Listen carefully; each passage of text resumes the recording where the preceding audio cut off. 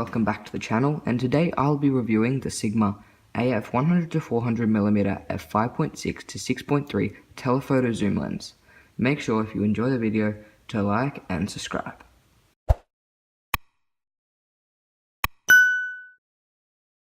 Lens is really affordable. On Ted's cameras, it's roughly about $1,200 in Australia, but you can get that down cheaper if you ask them. I got mine down to $1,100, so that was a big bonus.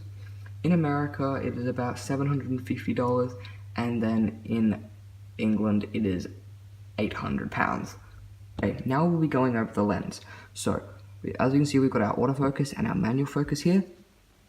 That's our focus. You can give it a full 6 meters to infinity, and then 1.6 meters to 6 meters.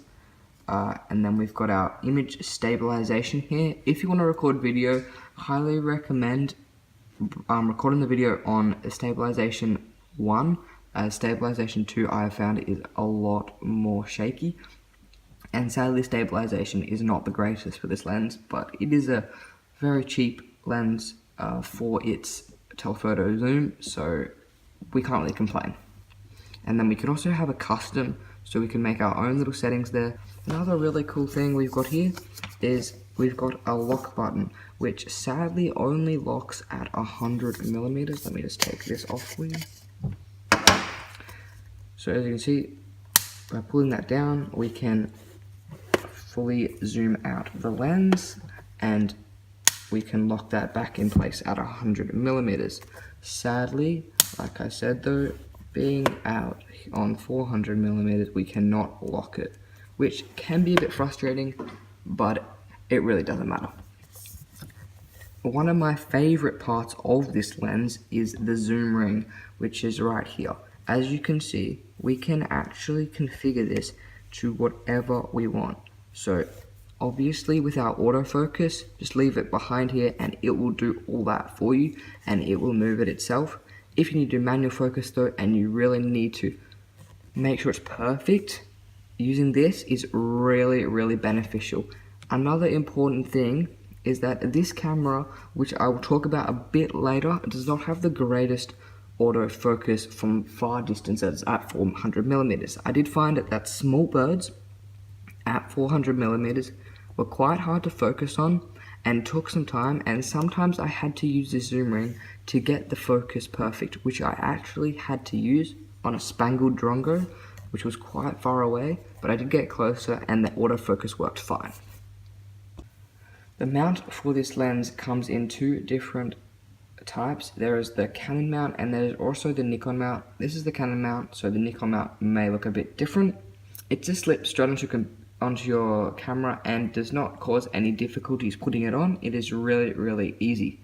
The whole case of this lens is plastic, and actually I was pleasantly surprised when I felt it, because it really feels like a really good quality lens. This lens is quite similar to other telephoto zoom lenses. It is quite large, but actually is really light. It is less, I think it's about 1 kilo, so for a telephoto zoom lens this is really light, as most zoom lenses are a lot heavier than 1 kilo, maybe 2 kilos, sometimes even 3 if you want to get a 600mm lens.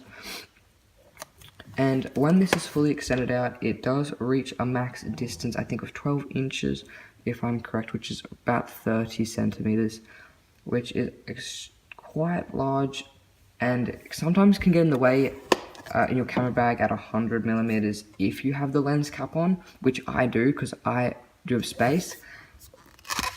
But another really cool thing is you can take your lens cap off and slide it on and put it on backwards like this,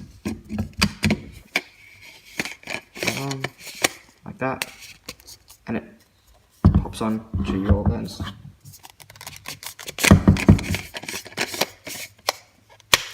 Definitely would recommend this lens to any wildlife enthusiasts to use maybe in Africa on a game drive, or even in your back garden or out in the field. Some pros for this lens were that it was super sharp at 400mm, which I was pleasantly surprised again by, especially since my camera is 10 years old. It coped very well. This lens is also affordable for a telephoto zoom lens. Also, another awesome thing that I did find out about this lens was that it had a really quiet refocusing system. So when it was trying to focus on something, it was almost impossible to hear. And obviously, it is a really, really light lens. But sadly, there were a couple of cons as well, but that you can easily get around. Number one, the autofocus system was sometimes difficult, so the zoom ring helped focus on the birds easier and quicker. So far away, the small birds sometimes were very hard to focus on, especially if they're moving around a lot. The camera would just focus on the branch or something behind it, which didn't really help me get the shot I wanted. So I had to use the zoom ring and manual focus it sometimes. Another bummer on my camera that really affected it slightly, but on better,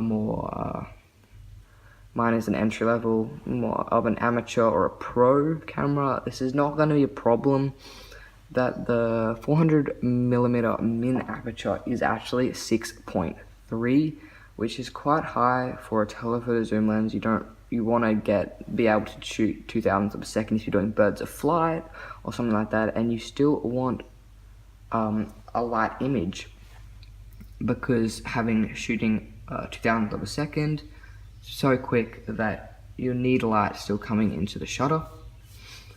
So the images were quite dark sometimes, as I went out and shot on a cloudy day, so I had to use a lot more ISO. I had to use about 1600, which my camera handled quite well, and obviously I just went into Lightroom with some of my images and had to use the image sharpening tool in Lightroom. Apart from this, guys, I really like this lens, and I think you would too. I've included some images that I took with this lens, with the settings on the images.